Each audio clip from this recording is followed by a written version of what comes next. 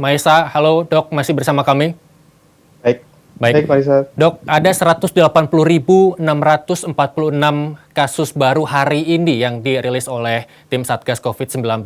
Dari 180.000 lebih tersebut sudah mencakup 34 provinsi.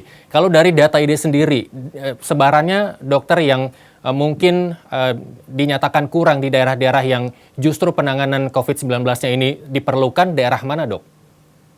Ya, saat ini untuk kecukupan dokter spesialis itu di seluruh Indonesia, terutama sekali adalah di kota-kota yang memiliki center-center pendidikan spesialis.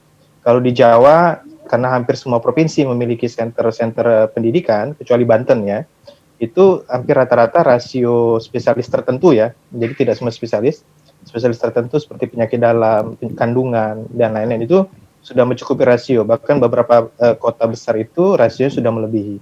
Nah, yang jadi masalah adalah di luar kota-kota besar atau di luar kota-kota yang memiliki sentra pendidikan. Memang rasionya di bawah sekali dibandingkan rasio penduduk. Nah, ini menjadi masalah, Mas Irsan. Ya. Saya beberapa minggu yang lalu dikontak oleh sejawat dokter kandungan di salah satu kabupaten di Papua sana. Dia konsultasi, kalau seandainya dia satu-satunya dokter kandungan di kabupaten tersebut dan dia dinyatakan positif COVID, siapa yang harus menangani masalah-masalah kelahiran dan operasi-operasi kandungan yang lain? Itu menjadi dilematis dan sangat menyiksa batin teman-teman dokter di daerah gitu. Karena di satu sisi mereka tetap ingin melayani, tapi merasa dirinya sudah konfirmasi, mereka nggak mau menularkan ini ke pasiennya. Ya. Sedangkan pasiennya membutuhkan pertolongan gitu, Mas Irsal. Baik. Dok, ini bukan hanya kita fokus pada dokter, tapi juga tanpa mengecilkan tenaga medis yang lain, perawat-perawat di Indonesia juga sudah banyak. Bahkan ada satu rumah sakit yang jumlah positif dari tenaga medisnya bahkan sampai ratusan. Mungkin dokter sudah tahu begitu. Nah, ini apakah yang menjadi perhatian pemerintah bukan hanya memberikan insentif kepada mereka yang terpapar begitu. Ada perhatian lain lagi kah yang mungkin bisa direferensikan kepada pemerintah untuk tenaga medis kita, dok? Ya, yang pertama, hak-hak fundamental bagi seluruh tenaga kesehatan, tidak bilang hanya tim medis saja, karena semua tenaga kesehatan dan juga tenaga yang tidak terlibat langsung dalam pelayanan kesehatan harus dilindungi, Mas Irsan. Ya. Dan harus dihargai. Dalam Undang-Undang tahun 84 tentang wabah, itu disebutkan secara eksplisit bahwa mereka yang terlibat dalam penanggulangan itu diberikan penghargaan. Artinya apa? Semua yang terlibat. Tidak hanya bicara dokter, perawat, tapi semua tenaga yang terlibat dalam penanggulangan itu juga harus dihargai. Dalam hal ini misalnya sebagai contoh, cleaning service, Mas Irsan. Cleaning service itu perannya luar biasa. Ya. Mereka harus masuk ke ruangan isolasi dan mereka harus membersihkan ya dan mengambil limbah medis misalnya, itu kan juga berpotensi bagi mereka untuk tertular. Ya, teman-teman security, Mas Irsal kalau datang ke rumah sakit atau fasilitas kesehatan, security itu di depan dia akan melakukan thermal scanner kan? Betul. Nah, itu berpotensi gitu. Artinya, semua orang yang terlibat dalam penanggulangan ini berpotensi untuk tertular dan itu perlu perhatian negara, tidak hanya insentif. Setiap harinya perlindungan terkait dengan alat pelindung diri, kemudian butuhnya makanan tambahan untuk meningkatkan stamina mereka, ya kan? Kemudian perlunya untuk dilakukan swab PCR secara periodik, jangan rapid karena untuk memastikan dia positif atau tidak melalui PCR. Baik, itu perlu dilakukan dan PCR tentunya betul. Dan ini tidak semuanya bisa dibebankan kepada fasilitas kesehatan, Mas Irsal.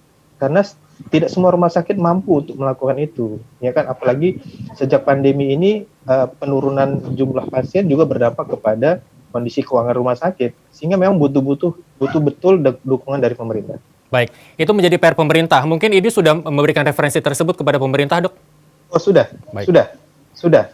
Bahkan ID bersama juga Asosiasi Rumah Sakit Pendidikan, kemudian asosiasi institusi pendidikan juga merekomendasikan apa yang tadi saya sampaikan. Baik, kalau dari insentif yang sudah digembar-gemborkan pemerintah begitu, penyalurannya seperti apa kalau ini bisa pantau dan informasikan kepada masyarakat? Apakah sesuai harapan atau ada beberapa kendala yang menyebabkan insentif tersebut belum cair ke pribadi tenaga kesehatan kita, dok?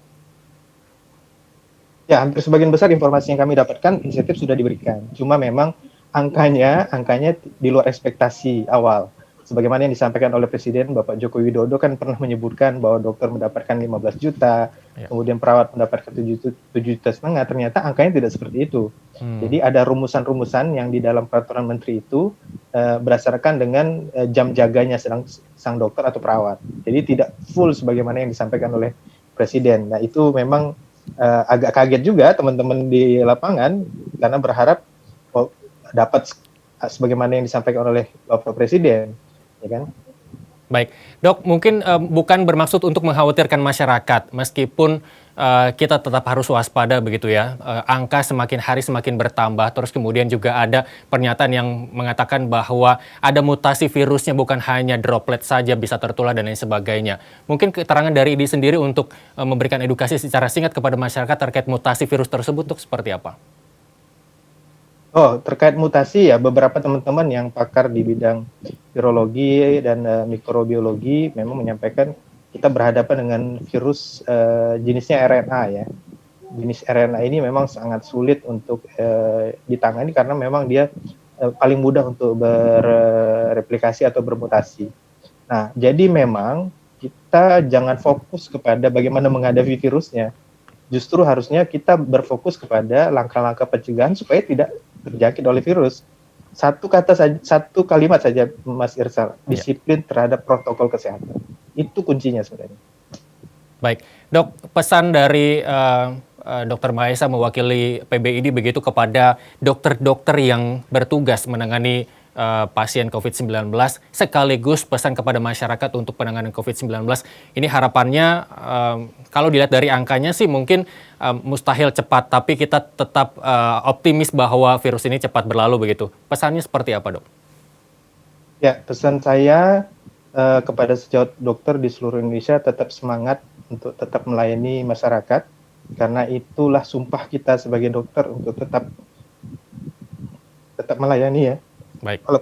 Walaupun sejak dokter kita banyak yang meninggal ya. Jadi karena inilah sumpah kita dan masyarakat yang butuh pertolongan tetap harus dilayani. Terhadap masyarakat, tolong hentikan semua tuduhan-tuduhan terhadap dokter yang mengatakan mencari keuntungan atau berkonspirasi. Tolong hentikan segera pandangan-pandangan tersebut, karena sejauh dokter yang hari ini meninggal itu sebuah fakta. Baik. Sejauh kami yang meninggal hari ini bukan sebuah kebohongan. Jadi tolong hilangkan stigma atau tuduhan-tuduhan seperti itu.